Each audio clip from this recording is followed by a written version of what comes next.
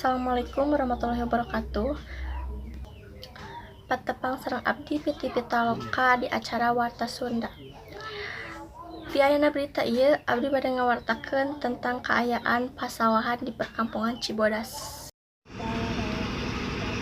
Sapertos kieulah kaayaan panen di pasawahan Kampung Cibodas, Desa Karangwangi, Kecamatan Ciranjang, Kabupaten Cianjur. Alhamdulillah ayeuna mah patani teh sawahna teu gagal panen sangkilang sok ageng wae hujan. Pas usum kapungkur mah patani teh kecewa karena sawahna gagal panen. Ayeuna mah di pasawahan Kampung Cibodas teh tos aya nu pasawahan Kampung Cibodas ayeuna mah tos aya nu ditalektor.